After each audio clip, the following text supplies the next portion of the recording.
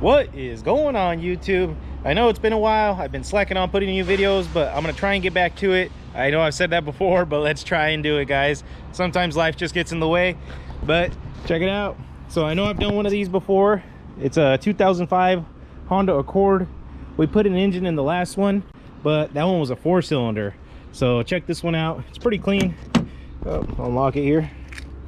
Beep, beep. But pretty clean. Obviously needs a good detail, and I want to say this one has 160 or 170,000 miles. She definitely needs a detail, but other than that, body's pretty straight on it. So problem with this thing is, once we fire it up, it does have a crack on the bumper here. Once we fire this thing up, she smokes like a champ. It runs and drives. We got a new engine here, but she runs and drives great, just smokes like a champ. So as you can tell, today's video is going to be doing on the V6. So this thing's pretty similar to that 4-cylinder. We just had to unbolt everything around it, pull the motor out of the top. So these ones do come out of the top as well. So let's get started on it. This is going to be a step-by-step video, guys, so it might be a little bit longer, but let's go ahead and do it. Okay guys, so I always start by draining my fluid. I already got my oil draining here into a bucket, and next thing I'm going to do is drain my coolant. You have a little pee hole here, so you just loosen this thing up to the left and you start leaking coolant out of this. So we're gonna go ahead and actually remove this cover as well. I already got one wheel off, and then we're gonna go ahead and get started. I like to remove this exhaust completely out of the way, just to get it in a little bit easier to these axle bolts. So we're gonna go ahead and get started on that. Looks like we got 3 bolts here, 3 bolts over here, and then we got 3 as well right here, and then I just unbolt this mount. So let's go ahead and get that done while we're waiting for this oil to drain. And then next step is probably going to be our torque converter bolts. So we'll take off this cover, and there's going to be 8 torque converter bolts inside of here. I'll show you how to get those off once we get to it.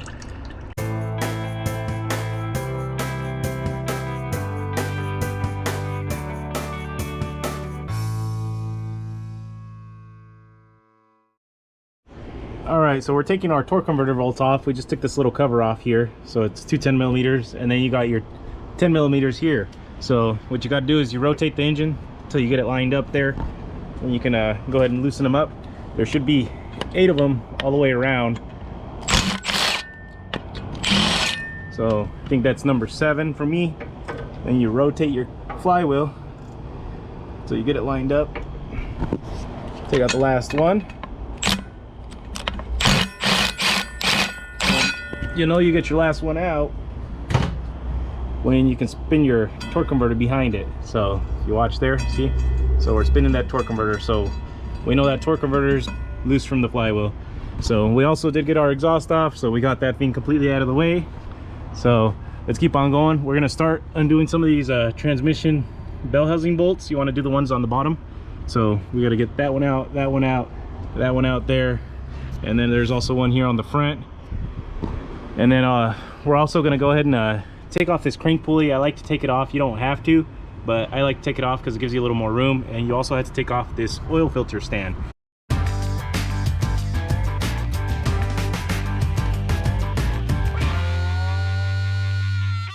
Alright guys, so while we're down here, we're going to go ahead and loosen up these 2 bottom AC compressor bolts. If you want to do the top ones, you can. I find them a little bit easier from the top, but let's go ahead and do that as well.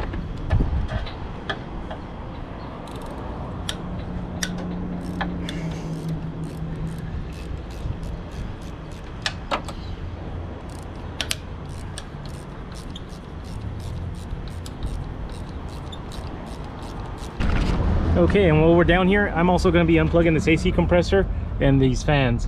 So just go ahead and undo those clips, so that way we can remove the radiator later. Okay guys, so I went ahead and lowered the car down. We're going to go ahead and start doing some of these things on the top. We're going to want to remove this plastic cover. Just has a bunch of little clips to get our radiator out of the way.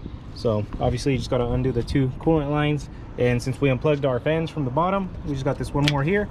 And this fan should just slide up once you get these 2 mounts off from underneath the cover. We're going to go ahead and remove our battery, our air box, our intake tube, and then we're going to go ahead and also remove this belt and get this power steering pump out of the way. We will probably remove this alternator, and then we can undo our top two bolts from our AC compressor. So I'm going to put you guys on a quick time lapse while I get all that stuff out of there, and let's go ahead and do it.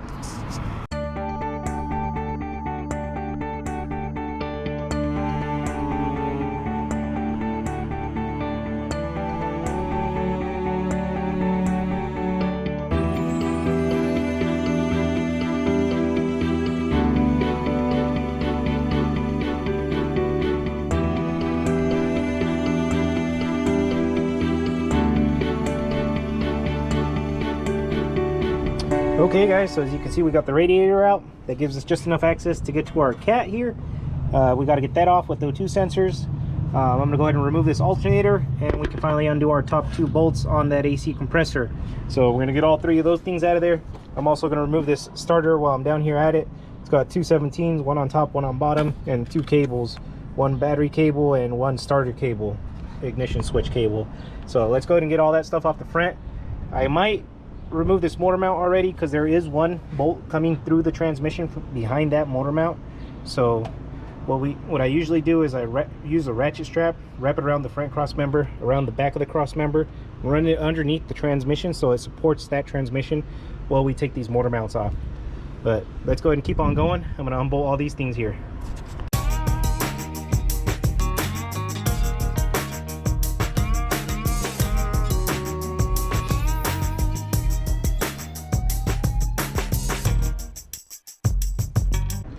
So we got our starter off, our cat off, our alternator and AC compressor. Everything's looking pretty good on that. So we got a ton of room here. So later when we want to pull the engine over and out, we got enough room to come forward. But since we're going to leave this engine harness on the motor while we pull it out, we're going to have to unhook everything from the transmission. So we got to undo all of our little solenoids, a couple big connectors back there, and it looks like 5 or 6 more solenoids down here. So just undo that all carefully, because we are probably going to end up reusing this harness because it looks like that one got a little bit banged up. I might get away with just splicing in some connectors, but it does look like they kind of smashed a couple things here. So I don't know, I'm undecided, because on this thing, to change this harness, I have to pull the whole intake. So I guess once we get to it, I'll definitely look whether it's worth splicing. Looks like they smashed our throttle position sensor here, or map sensor. And also it's got a couple broken connectors, so I'll have to see what's going on with this. But maybe looks like I might have to splice in 4 or 5 connectors, or if not, I might just have to use this whole wire harness. But it's gonna be a pain to pull this whole intake, pull that whole intake, pull the whole harness off, swap it over to that one. But we'll get to that when we see it. So yeah, we got to get this big block off here, and then after that, what we're going to go ahead and do is just remove anything that is attached to the firewall to the motor. So it looks like we got this hose, it looks like an evap line back here, fuel line, another solenoid valve or evap purge valve, just a couple things. And then we got to do our 2 heater core hoses that are down there. So I usually find those easier to pull off from the firewall instead of the block, because the block is down here under the intake. But whatever you think is easier. So let's go ahead and get all that stuff off, put you guys on another quick time lapse, and let's get her done.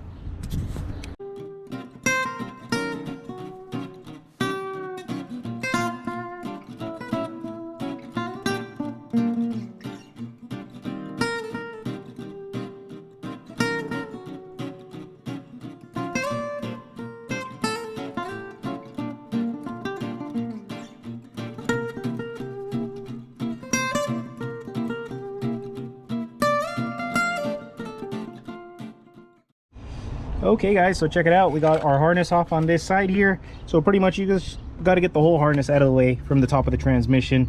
So you got a couple big plugs over here that undoes our main engine harness, but you also have the 2 coolant lines down there for the heater core, and then you have the 2 little transmission cooler line option on this one here. So you have 2 cooler lines, and then other than that, everything else pretty much just unplugs or unclips. And then yeah, so we got our whole front side and our transmission side cleared. So now it's all we got to do, guys, is the hardest part of this swap, which is unbolting this rear engine mount right there. And we actually also had to get that cat out of there. So that one's not too difficult. It's 4 bolts. You just unscrew it and flop it over and leave it in there. So let's go ahead and get that. I gotta start by unplugging these 202 sensors, but we are definitely going to be laying on top of this engine. So I'm going to just lay this harness back over here this way for now. You lay on top of the engine and reach back behind the engine and get it all undone. So let's get to it. Okay guys, so we ended up coming back down to the bottom of the car. We finally got our cat unbolted. So what you do is you push it up and out of the way. That way you can finally get this heat shield out of here. So had one more bolt up here that I finally took off, and we can get this thing out of here. So that's one of the main reasons you got to get that back cat off of there. So we'll just throw that to the side, and now what we can do is we can unbolt our axle. So we got 3 bolts on the axle. Got one there, one up there, and I think there's one right underneath it, run right there. So 3 bolts, and then this axle should just separate enough from the block that we can pull our engine up. So we got the cherry picker out, we got this thing supported. I just put a ratchet strap around the intake here, and it's got another lift point there with the ratchet strap. We'll see if that holds. Should. I've done it 100 times, but went ahead and took out this front motor mount bolt, and then I think what I'm gonna end up having to do is probably take off that one as well. So we got the cover that goes over the top, and then it's got 1 bolt right in the middle. So I'm gonna go ahead and loosen that. I'm gonna see if I can get this thing out with the motor mounts on the car, because it looks like we have enough room from front to back to come this way and clear it. So let's go ahead and unbolt that back motor mount, and then we'll lift it out. So put you guys on a quick time lapse, and maybe we can get this motor out.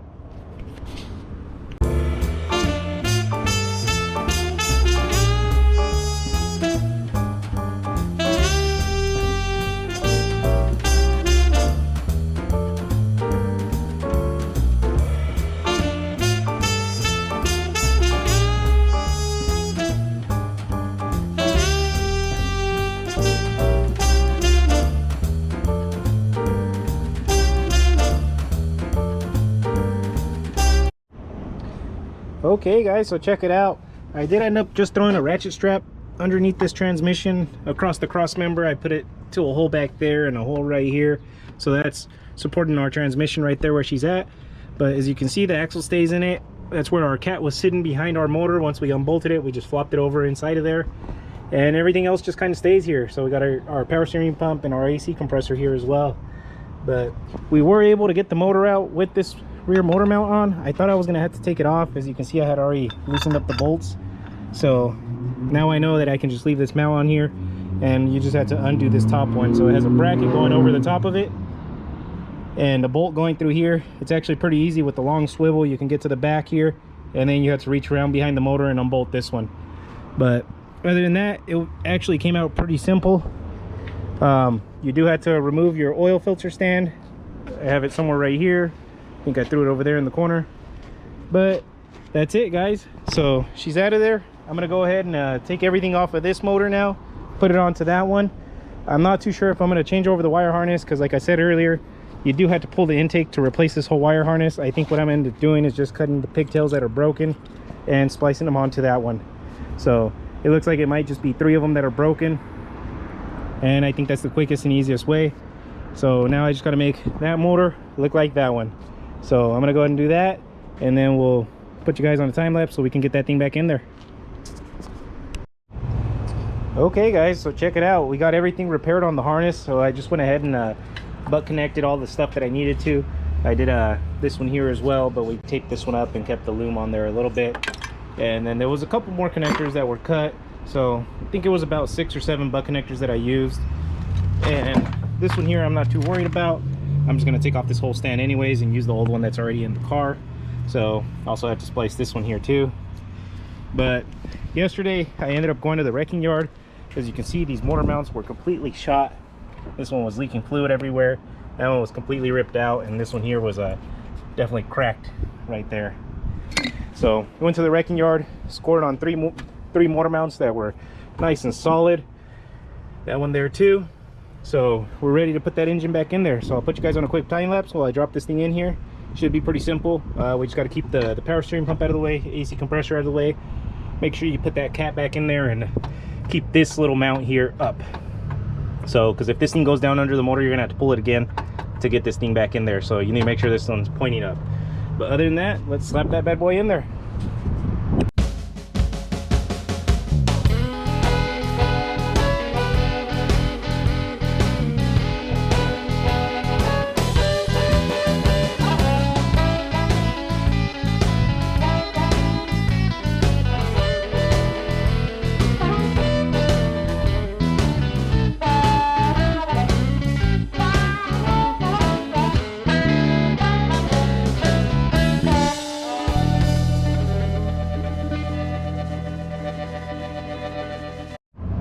Okay guys, so she's in there, check it out.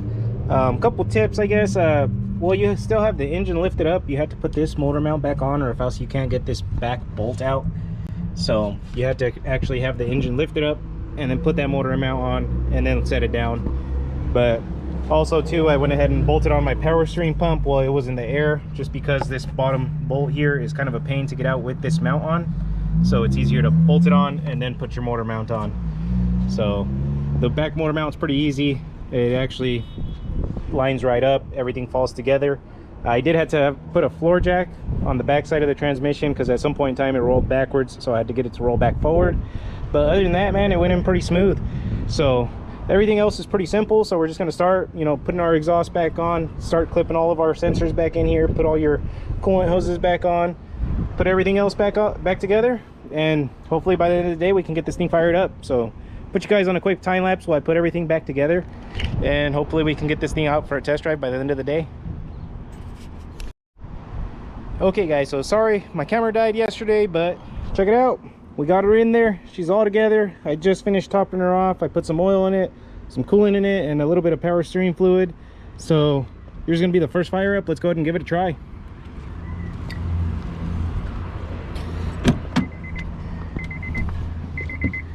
Go ahead and cycle the key a couple times just to get our fuel pump primed up.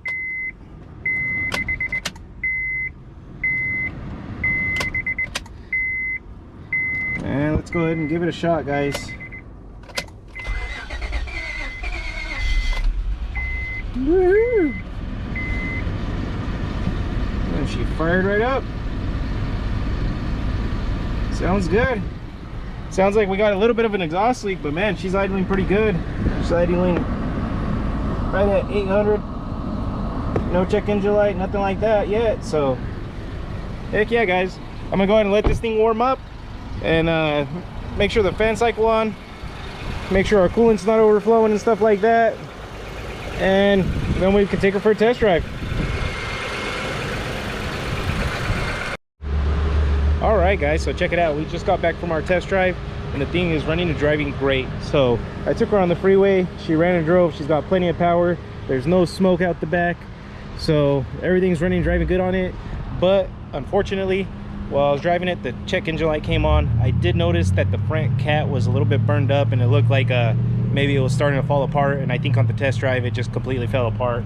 I heard some stuff fly out the exhaust and she's gone. So we're gonna have to replace that front cat, but so probably another couple $100. But other than that, I mean, I think everything else is good to go on it. She is gonna need some tires and then obviously a detail. So this one I bought for a little bit more. I bought it for I think $1,200, and I ended up having to put the motor in it. Motor was $700. So after tires, detail, you know, cat, everything else, I'm probably gonna be, you know, $2,500 to $3,000 into this thing. I usually sell these for right around $5,000, so I might be pushing my luck on the profit, but we'll see. So, but thing is, she's running, driving good now, and I think she's good to sell after I get all that little stuff done. So remember, stay up, hustle hard.